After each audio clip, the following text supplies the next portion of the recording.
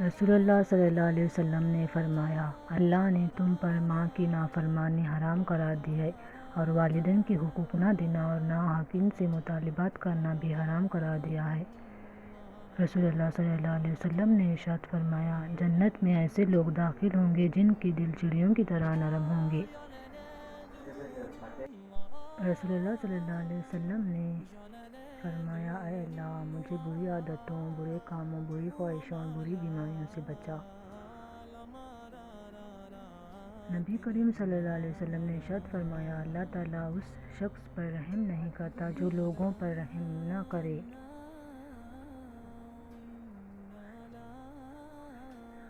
نبی کریم صلی اللہ علیہ وسلم نے بیان کیا کہ میں نے جنت میں جھانک کر دیکھا تو وہاں رہنے والے اکثر غریب لوگ تھے، اور میں نے جہنم میں جھانک کر دیکھا شب معراج میں تو وہاں عورتیں بہت تھیں۔ فرمان مصطفیٰ صلی اللہ علیہ وسلم، اللہ پاک کو یہ بات پسند ہے کہ بندہ ہر نوالے اور ہر گھونٹ پر اللہ پاک کا شکر ادا کرے۔ رسول اللہ صلی اللہ علیہ وسلم نے ارشاد فرمایا، اللہ تعالیٰ نے تم پر ماؤں کی نافرمانی کو حرام قرار دیا ہے۔